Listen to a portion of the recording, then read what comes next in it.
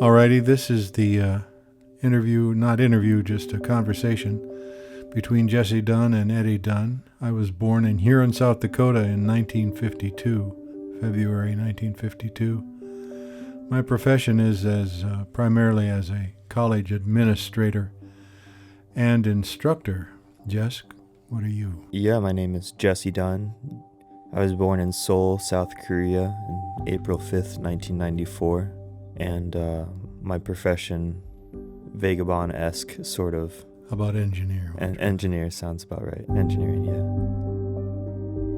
Looking back on 2019, before we knew about COVID-19, what was life like for you?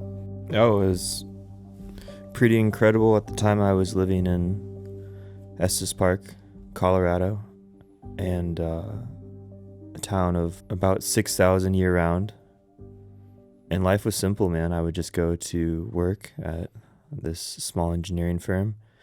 Everybody knew everybody in town, so it kept you humble. Small breweries in the area, so you got to drink after going climbing or skiing or whatever your outdoor activity or indoor activity was. And yeah, you can go to sleep, and I had incredible roommates at the time. I remember this much of it.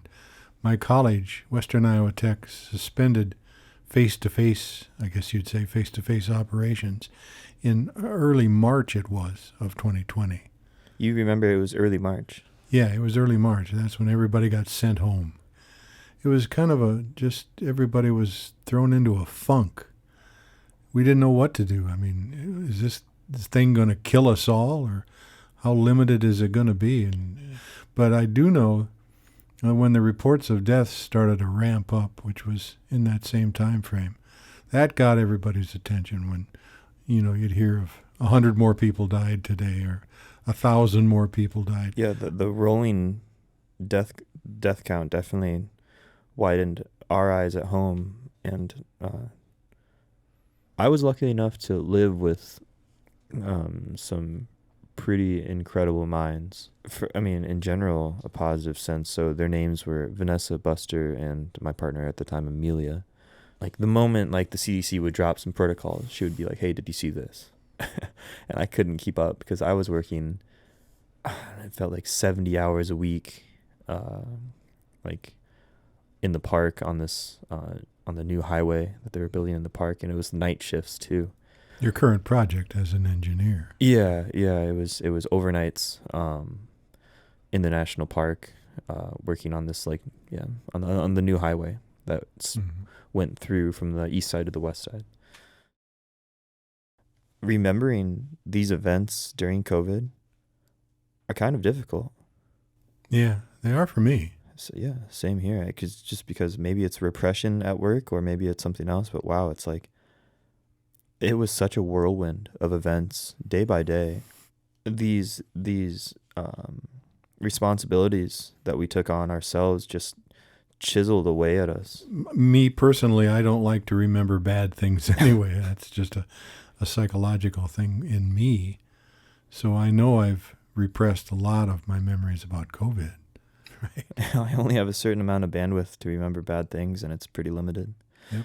Luckily enough, I guess, and it's a kind of caveat situation. I don't want to glorify the COVID days, but wow, what a great time. So tell me one more time, why was that such a great experience? I was coming out of some pretty big projects of manual labor and 70, 80, 90 hour week work weeks. And I could just wake up and be with the people I loved and hang out all day.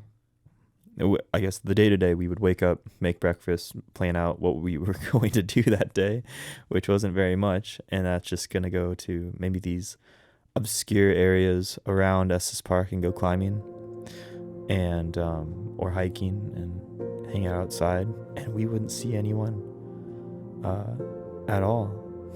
It was like an entire playground, like an adult playground, just to ourselves. If we weren't doing this project, I'm pretty sure you never would have had occasion to tell me that. That's great. It's good to know. Post-COVID depression. Well, it doesn't sound very depressed to me. No, right now, I'm just longing to get back to that.